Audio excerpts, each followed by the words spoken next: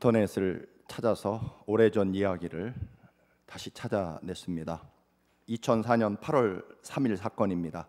한국의 마장동에 정희재라는 4학년 초등학교 학생이 아버지와 지리산에 등반을 갔다가 그만 낙오를 해서 혼자 남게 됩니다.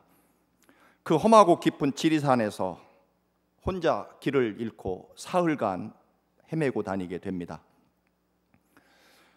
그 어린 10살짜리 아이가 그 깊은 산속에서 살아날 수 있었던 이유가 있다고 합니다. 그것은 평소에 아버지가 아이를 산에 데리고 다니며 주신 말씀입니다. 얘야, 우리나라는 산에 사람을 해치는 맹수는 살지 않는다. 혹시 산에서 길을 잃어버려도 맹수에게, 동물들에게 물려 죽을 걱정은 하지 않아도 된다. 두려워하지 말아라. 두 번째로, 틈만 나면 아버지가 하신 말씀은 혹시 산에 가다가 길을 잃으면 물소리가 나는 쪽으로 가면 살 수 있다. 즉, 물이 흘러가는 개울을 따라 내려가면 반드시 시냇가를 만나게 되고 그곳에 사람들이 반드시 살고 있느니라. 아이가 사흘 만에 구조돼서 사람들에게 물었습니다. 그러자 이 정희재라는 초등학교 4학년짜리 아이는 말합니다. 평소에 아버님이 산속에서 우리나라는 무서운 짐승이 없기 때문에 안심해도 되고, 그리고 무슨 일이 있어도 길을 잃으면 물길을 따라, 물이 흘러가는 곳을 따라가면 된다.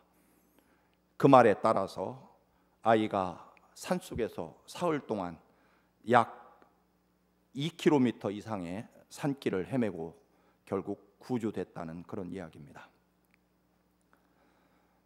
이 아이가 위기에 빠졌을 때 그 어린 아이지만 두 가지를 기억합니다. 하나는 우리나라 산속에는 짐승이 없어서 안전하다는 것, 무서워할 필요가 없다는 것. 두 번째로는 물이 흘러가는 곳을 따라 내려가면 살 수 있다는 말. 그 말이 그 깊은 지리산 그 산속에서 아이의 생명을 이끌어 주었다라고 하는 것입니다. 이 말씀을 다시 꺼낸 이유는 우리가 하나님을 따라가고 하나님의 말씀대로 살아가는 하나님의 백성인데, 우리들이 어떤 위기에 봉착했을 때 과연 우리들의 머릿속에 들어있는, 생각나는 우리들의 삶의 가치관을 지배하고 엄청난 고난과 또는 큰 손해와 또는 때로는 엄청난 모욕과 멸시에 처하게 됐을 때 우리의 감정과 우리의 영혼을 지배하는 것이 과연 무엇이냐 하는 것입니다. 정말 위기가 닥쳤을 때, 정말 고통스럽고 아플 때 그것을 극복하고 나를 생명으로 이끌어 줄 수 있는 내 삶의 가치관이 무엇이냐, 그것입니다. 오늘 시편 66편은 누가 썼는지 저자의 이름이 나와 있지 않습니다. 그러나 별명이 붙어 있습니다. 그것은 바로 기도에 응답해 주시는 하나님을 찬양하는 시라. 이 시편의 목적은 기도에 부르짖음에 응답해 주시는 하나님을 찬양하는 찬양이다. 하나님을 찬양하는 많은 이유가 있습니다. 그런데 오늘 시편의 저자는 우리의 기도에 응답해 주시는 하나님을 찬양합니다. 시인은 먼저 하나님께서 하신 옛날 일들을 쭉 언급합니다. 그것은 바로 자기 조상들, 할아버지 혹은 아버지의 시절에 그 먼 옛날 이집트에서 400년 노예 생활을 하다가 하나님의 구원의 역사 가운데 모세의 인도에 따라 홍해바다 앞에 도착했을 때 앞에는 바다요, 뒤에는 자신들을 죽이려고 하는 이집트 전차 부대가 자신들을 쫓고 있는 진퇴양난에 처했을 때 하나님이 놀랍게도 홍해 바다를 갈라서 길을 만들어 육지처럼 건너가게 하셨던 그 우리 할아버지 혹은 조상님들의 역사 속에 함께 하신 하나님을 먼저 1절부터 7절까지 이야기합니다. 그리고 그런 우리 조상들, 우리 할아버지의 하나님 때 역사했던 하나님이 동일하게 내 삶을 인도해 주셨다라고 하는 것을 고백합니다. 지금 우리 할아버지를 구원하셨던, 우리 할아버지 때 홍해바다를 가르셨던 그 절체절명의 홍해바다 앞에서 바다를 갈라 길을 만들어 내셨던 그 하나님이 오늘 이 시대를 살아가는 내 삶에 동일하신 하나님이시라는 것을 고백한다는 것입니다. 오늘 시인의 저자도 그의 삶이 세상 말로 팔자 좋은 평안하고 좋은 시절을 이야기하는 것이 아닙니다.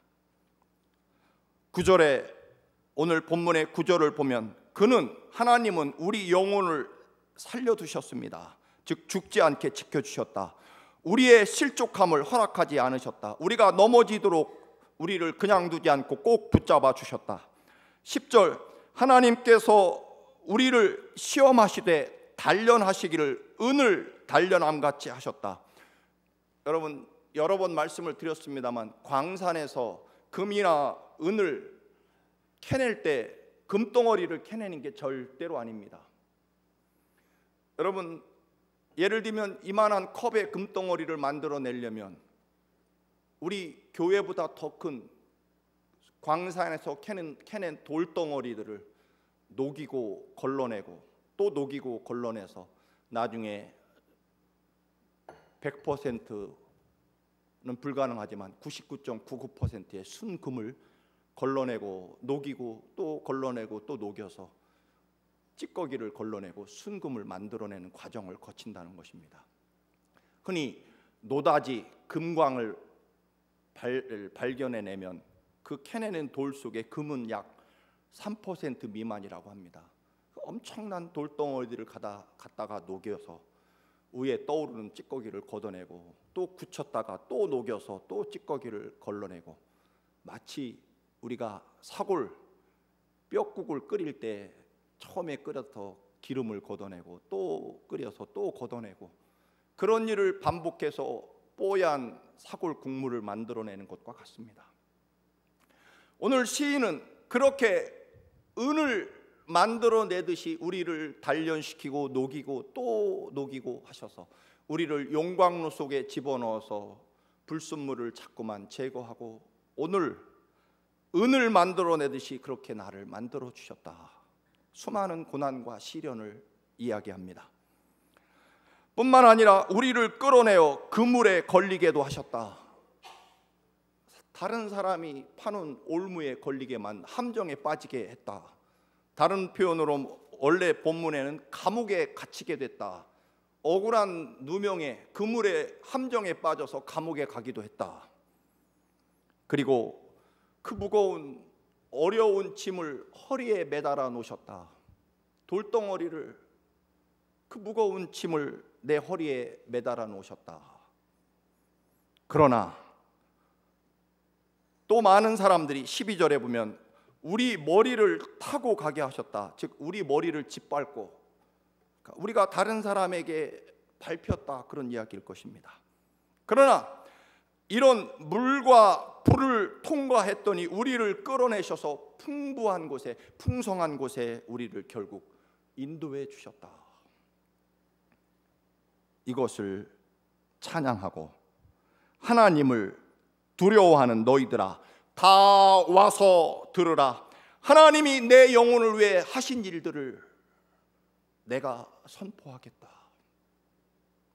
하나님이 얼마나 위대하신 사랑으로 그 수많은 고난과 시련과 용광로 같은 그런 뜨거운 불 속에 녹아지기도 하고 감옥에도 갇히기도 하고 사람들이 내 머리를 짓밟고 지나가기도 하는 그런 수많은 밟힘과 모욕의 과정을 거쳤지만 그래도 하나님이 나를 이렇게 풍성한 곳에 인도해 주셨다.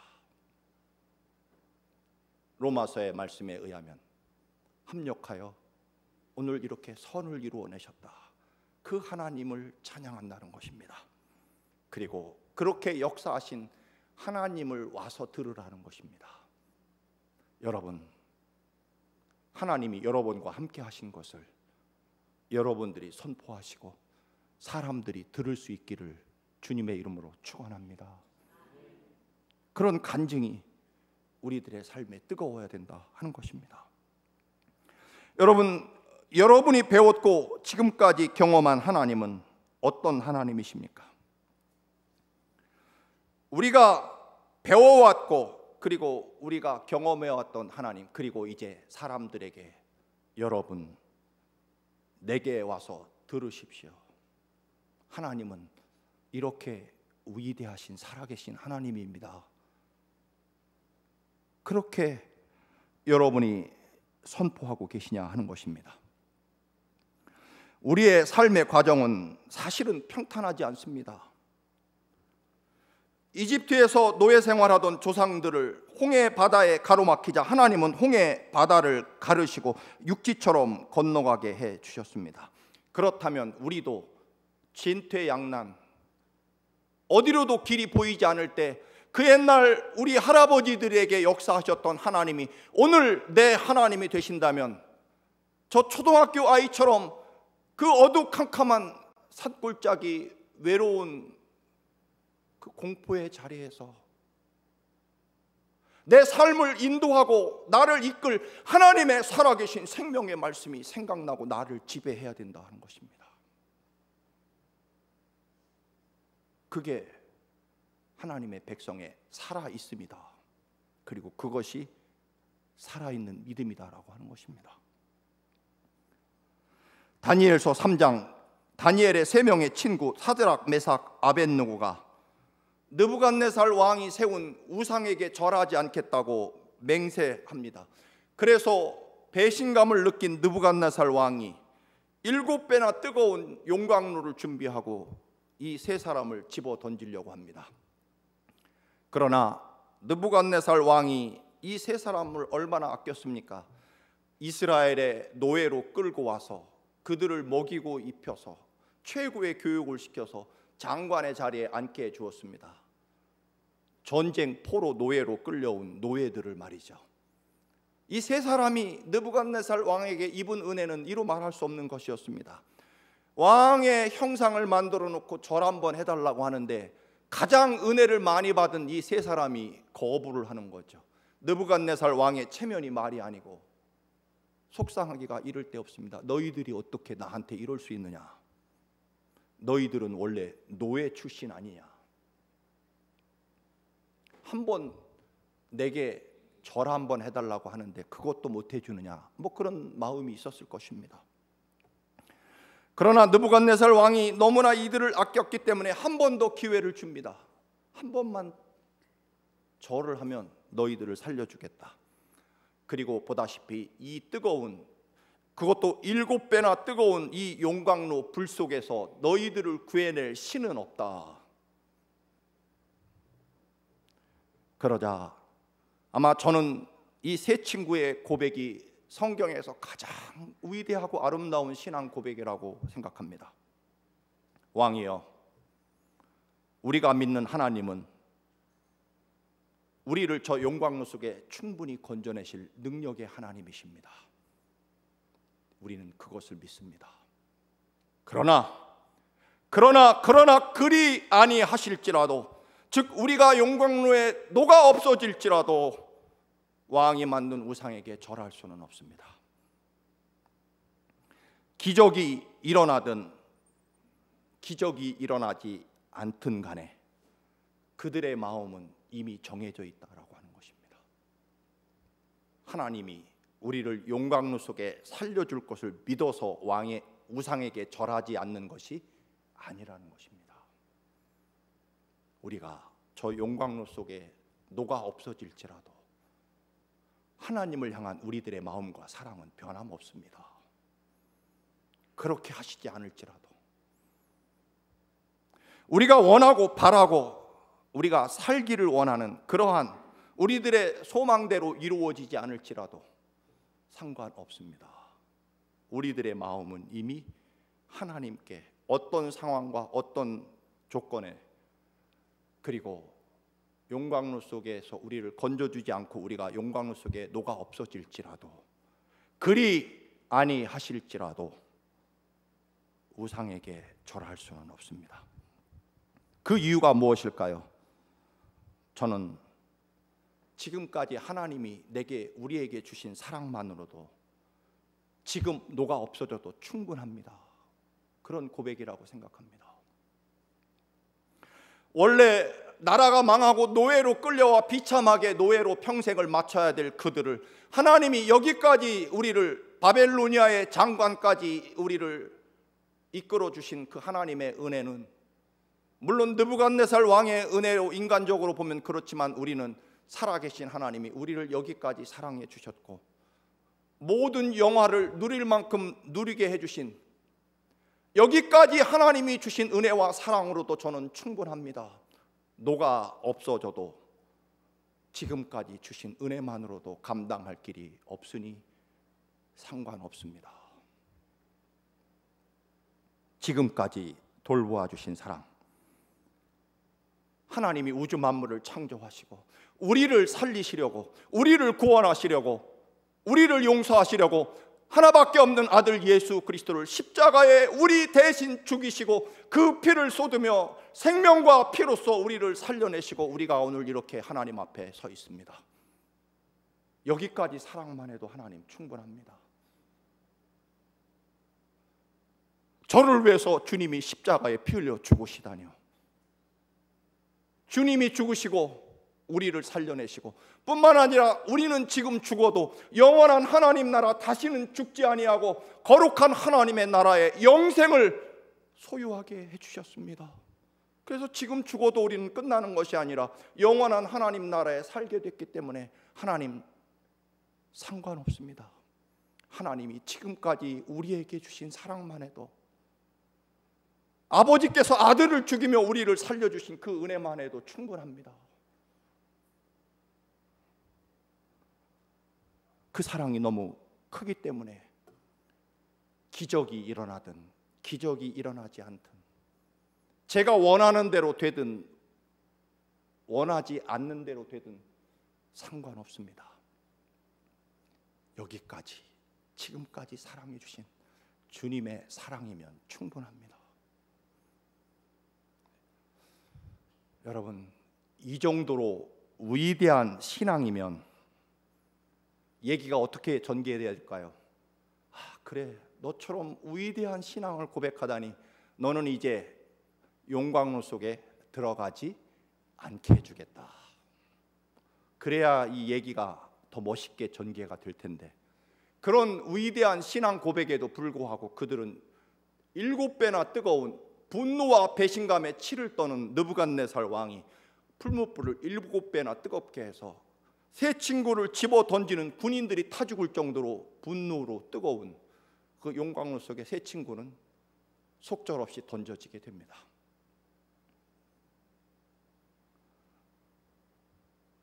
여러분, 그런데 용광로 속에 몇 명이 보였다고 다니엘서에 말씀합니까? 3명이 던져졌는데 4명이 보입니다. 불 속에. 누가요? 하나님이 그곳에 함께 하신 거죠. 전에도 말씀을 드렸습니다만, 믿음을 지키고 그처럼 위대한 신앙을 고백했으면 하나님이 용광로에 못 들어가게 막아주셨어야죠. 그래야 내가 믿음을 고백했고 하나님이 기특하다고 불 속에 들어가지 못하도록 막아주셔야 이 얘기가 멋있는 건데, 그렇게 위대한 신앙 고백을 했음에도 불구하고 용광로 속에 훌러덩 집어 던져지게 됩니다. 그런데 여기서부터는 저의 상상입니다. 불 속에 들어가 보니 누가? 하나님이 미리 와 계셨다고 생각합니다. 그 뜨거운 불 속에 하나님이 기다리고 계신 거죠. 불 속에 던져지지 않은 것이 아니라 불 속에서 하나님이 기다리고 계셨다. 내 사랑하는 자들을 타지 않도록 보호하시려고 불 속에 함께 계셨다. 그런 상상을 또 해봅니다. 하나님이 용광로 속에 예를 들면 기다리고 계실 때 그 용광로 밖에서 느부갓네살 왕이 이 뜨거운 불 속에서 건져낼 신은 없다, 내게 절해라, 내 우상에게 절하라. 그러자 세 친구들이, 왕이여, 우리 하나님은 위대하셔서 능히 우리를 이 불 속에서 건져낼 것입니다. 그러나 우리는 그것에 따라 좌우되지 않습니다. 그리 아니하실지라도, 용광로 속에 우리가 녹아져 없어질지라도 우리는 왕이 섬기는 왕이 만든 우상에게 절하지 않을 것이고, 우리의 마음, 주님을 향한 우리의 마음은 결코 변함없습니다. 여러분, 이 고백을 하나님이 불 속에서 들으셨을 때 하나님이시지만 얼마나 가슴이 막 뛰었을까요? 야, 저런 사랑을 나한테 고백하다니. 아마 하나님이 눈물이 눈에서 가득 흘렀을 것입니다. 너희들이 나를 사랑하는 줄은 알았지만, 야, 그래도 막상 너희들이 그렇게 그리 아니하실지라도라는 고백을 하는 순간 하나님의 심장이 떨렸을 것입니다. 야, 그리고 눈에서 눈물이, 하나님이 눈물을 흘리셨을 겁니다. 그리고 그들이 드디어 불 속에 떨어졌을 때 아마 하나님은 얼른 불 속으로 나가서 그들이 용광로 속에 던져지지 않도록 막아주셨을지 모릅니다. 그러나 하나님은 불 속에서 그들이 던져지기를 기다리셨다가 불 속에서 그들과 함께 불 속에서 넷이서 이런저런 얘기를 하시는 광경이 느부갓네살 왕에게 보입니다. 던진 사람은 세 사람인데 왜 네 사람이 보이느냐? 여러분, 하나님이 세 친구가 용광로 속으로 던져졌을 때 그냥 상상해 봅니다. 하나님이 뭐라고 하셨을까요? 여러분 온갖 상상을 해보시면 하나님이 불 속에 던져지는 용광로 속으로 던져지는 그 세 명의 사드락, 메삭, 아벳느고를 보고 만나서 불 속에서 만나서 뭐라고 하셨을까요? 저는 그렇게 말씀하셨다 그렇게 생각을 합니다. 아유, 그래, 내 사랑하는 아들들아, 내가 이럴 줄 알았다. 너희들 이 불 속에 던져질 줄 알았다. 너희들이 끝까지 이 불 속까지 내려올 줄 나는 알고 있었다. 고맙다 얘들아. 그러지 않았겠습니까? 너희들은 결코 나를 떠나거나 부정하지 아니하고 기어이 불 속까지라도 던져질 그런 믿음일 줄 내가 알고 여기서 너를 기다리고 있었다. 고맙다. 그러지 않았겠습니까? 여러분, 우리는 그럴 줄 알았다, 이 단어는 두 가지로 쓰일 수 있을 겁니다. 그렇죠? 여러분, 그럴 줄 알았다. 네, 그럴 줄 알았어. 그럴 줄 알았습니다. 아침에도 문득 생각이 나서 말씀을 드렸습니다만, 제가 100만 달러가 생겼습니다. 공짜로. 그러면 제가 원하는 것은 10년 후에 은퇴하는 겁니다만, 그건 모르겠지만 어쨌든 이제 10년 남았으니까 100만 달러를 잘 어디 스탁 마켓에 잘 투자를 해서 노후를 잘 준비하고, 평생 한 번도 저는 제 집에 살아본 적이 없기 때문에 어디 조그마하고 아름다운 집을 하나 사고, 그럴까요? 아니면 아무한테도 알리지 않고, 아니면 그 100만 달러를 지금까지 저를 사랑해 주신 하나님이 너무 감사해서 어떤 모양으로든 하나님께 다 드릴 차목사일까요? 여러분 마음속으로 대답은 여러분이 하실 거겠습니다만, 아마 제가 둘 중에 어떤 행동을 하면 여러분은 그래, 그럴 줄 알았어. 그게 뭘까요? 여러분, 그럴 줄 알았어.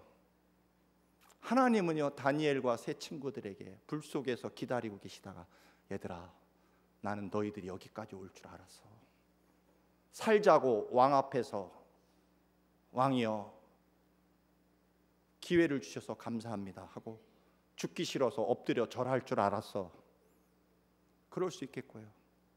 하나님이 불 속에서 기다리시면서 그래 얘들아, 내가 하는 너희들은 이 불 속 용광로 속까지 올 줄 알고 있었다.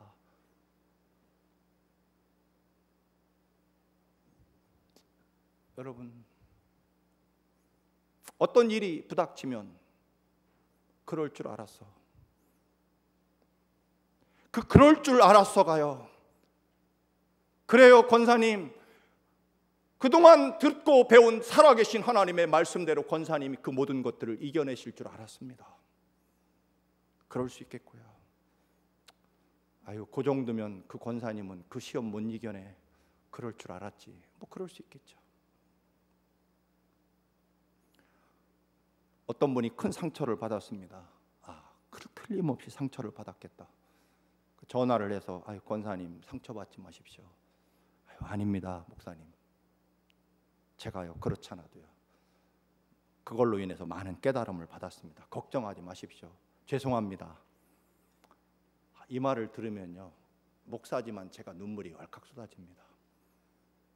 그러나 어떤 분은 그 말을 들으면 아유, 저분은 이제 교회 안 나오시겠구나. 그럴 줄 알았어. 그럴 수 있죠. 얘기가 길었습니다만, 여러분,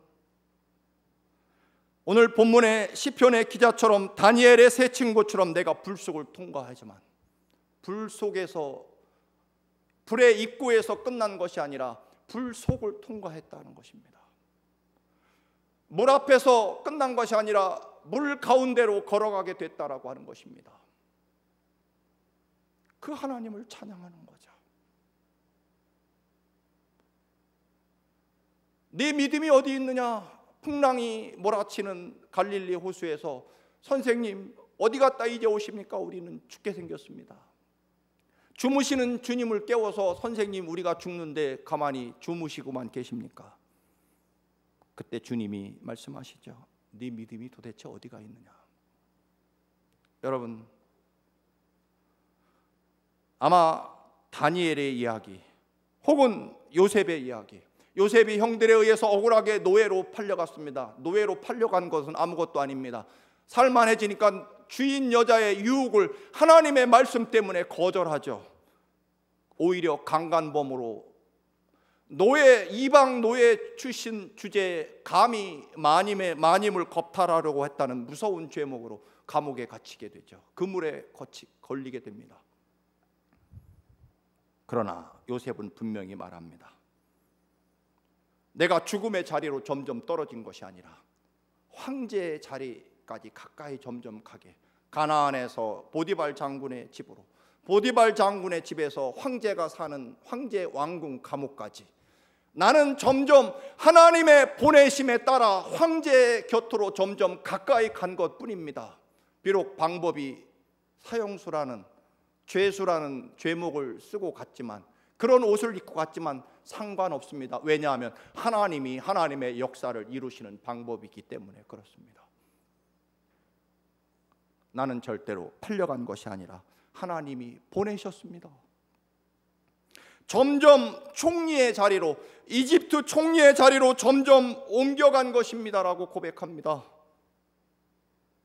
여러분, 한순간 한순간 잘라놓고 보면 언제나 망할 것 같고, 언제나 힘들고, 언제나 절망스럽고, 언제나 다 끝날 것 같습니다. 그러나 여러분이 좋아하는 드라마 40회로 끝나죠. 그러나 1편만 보고 2편만 보고 다 끝났다. 여러분, 그러지 않지 않습니까? 죄송합니다. 제 가슴 속에 담겨진 살아계신 하나님에 대해서 여러분에게 제 삶에 뜨거워진 하나님을 여러분이 알기를 원해서 전하고 싶어서 오늘 여러분, 하나님이 어떻게 내 삶에 인도하시고 나를 이끄셨는지 내가 선포할 테니 여러분 와서 들으십시오라고 외치는 시편의 기자처럼 그런 심정입니다. 충청도 공주 가장 산골 동네, 아버지가 4살 때 돌아가셨습니다. 한편을 보면 절망스러운 환경입니다. 중학교를 가려고 하니까 그나마 완전히 집안이 기울었습니다. 그 그것도 절망스럽습니다. 고등학교를 가려고 하니 도저히 방법이 없어서 국가에서 완전히 무료로 학비를 대주고 기숙사비를 주는 국립공업고등학교에 진학할 수밖에 없었습니다. 고등학교에도 가려면 육성예배 안 낸다고 매일 교무실에 불려다니고, 겨우 중학교를 마치고 국가에서 운영하는 공업고등학교에 가서 겨우 취직이 돼서 삼성조선소에 가서 배를 만들 때 또 신우회를 만들었다고 해고를 당했습니다. 그 군대를 갔죠. 믿음을 지키기 위해서 군대 갔더니 또 그것도 최전방으로 나를 보내십니다. 믿음을 지키느라고 군대 왔으면 편한 대로 좀 보내줘야 이게 맞는 거 아닙니까? 내가 믿는 하나님이라면.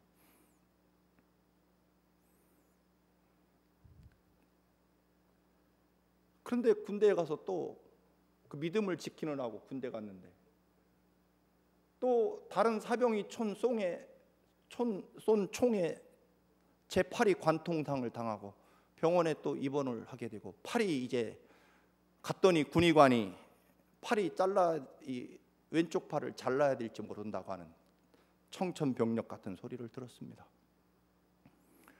그러나 어쨌든 총을 쏜 사병을 용서하고 그에게 처벌이 가지 않도록 모든 조치를 하고 군대를 마쳤지만, 그래서 목사가 됐지만 또 어떤 이런저런 일로 목사 안수를 1년 늦게나 받게 될 수밖에 없었습니다. 가장 가기 싫어하는 결핵 환자촌에서 목회를 5년 동안 하고 그렇게 지내왔죠. 여러분, 제가 이 말씀을 드리는 것은 제 삶을 뒤돌아보면 한순간 한순간 그때마다 가장 절망스럽고 가장 희망이 없고 가장 끝난 것 같고, 잘라놓고 보면 그렇다는 거죠. 1회분 드라마로 보면 중학교 시절 잘라서 보면 절망스럽습니다. 희망이 보이지 않습니다. 그러나 여러분, 하나님의 구원의 역사는 언제나 계속되고 있었다는 겁니다. 불속을 통과시키고,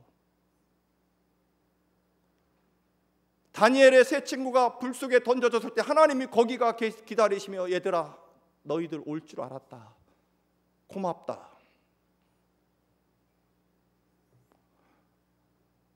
총에 맞아 팔이 없어질지 모른다는 군의관의 말을 들었을 때 저는 사실은 그런 기도를 했습니다. 하나님, 제 팔이 어차피 없어진다면 팔 없어지는 장애인으로 손해만 볼 게 아니라 팔이 없어진 것에 몇 배의 복을 저한테 주셔야 됩니다. 그래야 제가 억울하지 않지 않습니까? 어린 시절에 교회를 처음 나갔을 때 이북 출신이신 목사님이 거칠게 저에게 너는 아버지도 안 계시니까 앞으로 두 가지만 내가 너에게 말하겠다. 세례를 받을 때 그런 얘기를 하셨습니다. 절대로 하나님을 믿어야 된다. 두 번째로, 언제나 꼭 너를 생명으로 이끄는 길은 언제나 감사하다고 말해야 된다. 무조건.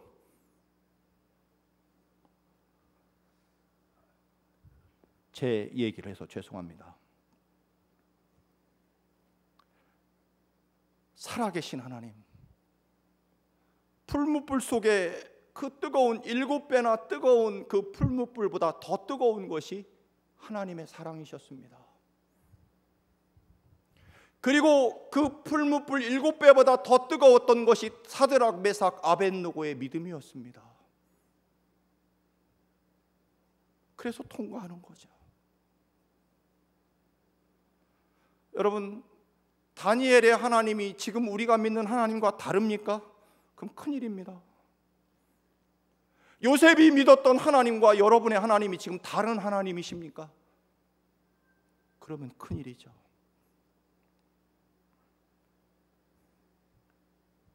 제 삶을 걸음걸음을 인도하시는 살아계신 하나님의 그 거룩한 역사 속에 때로는 불 속으로, 때로는 물 속으로, 때로는 그물 속으로 내가 갇히기도 하고 붙잡히기도 하고 불에 태워지려고 하기도 하고, 때로는 사람들의 발에 머리가 짓밟히기도 했지만, 그러나 하나님이 나를 가장 풍성한 곳에 지금 나를 인도해 주셨습니다. 여러분, 내 삶에 이렇게 뜨겁게 7-7배보다 더 뜨거운 하나님을 향한 사랑과 하나님이 내게 주신 사랑은 결코 나를 녹이지 못할 것입니다. 사랑하는 성도 여러분, 불 용광로 속에 들어가지 못하도록 나를 막아주십시오. 거기서 멈추지 마시기 바랍니다. 용광로 속에 들어가 보면 하나님이 거기서 기다리시며, 나 너 여기 올 줄 알았다, 고맙다라고 하나님이 말씀하실 겁니다. 사랑하는 성도 여러분, 오늘 정희재 학생의 작은 이야기를 드렸습니다. 요셉의 얘기, 우리 청함께서 가장 많이 듣는 얘기가 요셉의 얘기고 다니엘의 얘기일 것입니다. 세상 말로 귀에 못이 박혔을 겁니다. 여러분, 때로는 지루할 것입니다. 그런데요, 여러분, 그 다니엘의 말씀이, 요셉의 말씀이 여러분이 정말 그물에 걸리고 옥에 갇히고, 그리고 다른 사람에게 머리가 짓밟히고, 그리고 뜨거운 용광로 속에 불 속으로 던져졌을 때, 그리 아니하실지라도 하나님, 저는 하나님을 향한 사랑과 기도를 놓지 않을 것입니다, 그렇게 고백되어지느냐, 그게 살아있는 믿음이다, 그런 이야기입니다. 믿음은 절대로 아는 게 아닙니다.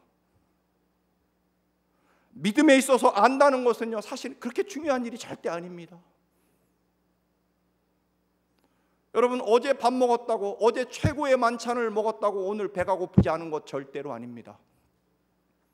우리의 문제는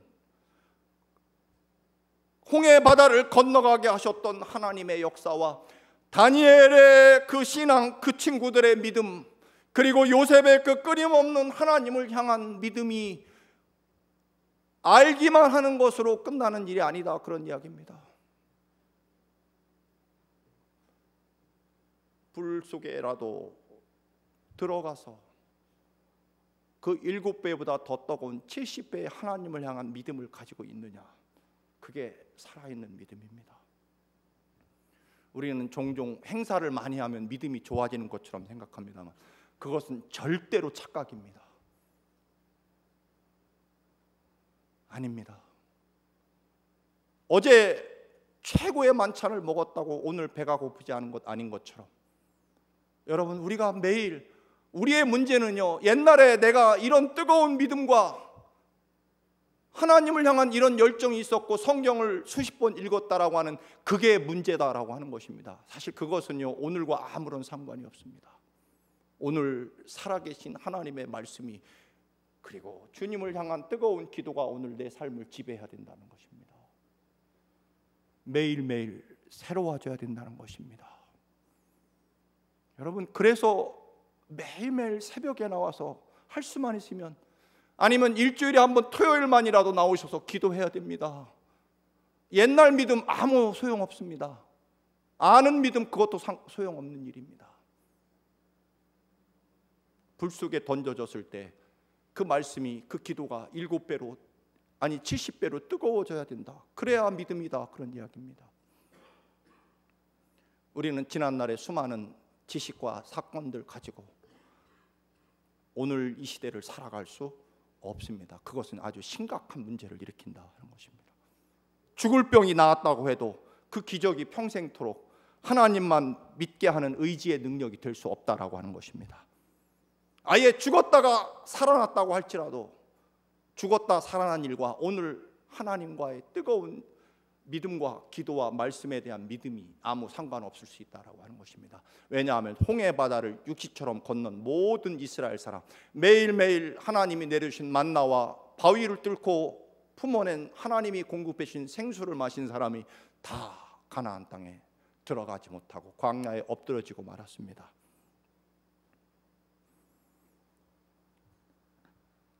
여러분, 이 뜨거운 여름에 여러분의 믿음이 더 뜨거워지기를 축원합니다. 어제보다 오늘 말씀이, 기도가 여러분을 새롭게 하시기를 주님의 이름으로 축원합니다. 세상이 자꾸 어두워져 갑니다. 이 거대한 동성애의 흐름 우리는 이제 막을 수 없습니다. 사실은 저는 그 현상을 보면서요, 이제 노아와 같이 기독교가 세상을 좌지우지하는 시대는 끝났고요, 이제 우리의 믿음은 어떤 믿음이 요구되냐면 그 혼탁하고 타락한 시대에 외롭게 노아와 같이 방주를 만들어가는 믿음으로 우리는 이제 바뀌어야 될 세상이 왔다, 그런 이야기입니다. 세상에 하나님을 바라보는 사람이 단 한 사람뿐이었던 노아 시대, 이제 우리는 그 시대를 준비해야 된다. 소돔과 고모라 성이 불로 심판당할 때 홀로 그래도 하나님을 따랐던 롯과 같은 믿음을 이제 우리들의 삶에 요구되는 시절이 오고 있다라고 하는 것입니다. 모든 사람이 죄의 길로 갔지만 그 당시에 완전했던 오직 한 사람, 그 사람처럼 가야 되는, 그래서 여러분의 믿음도 그리 아니하실지라도 하나님 앞에 서시기를 주님의 이름으로 간절히 축원합니다.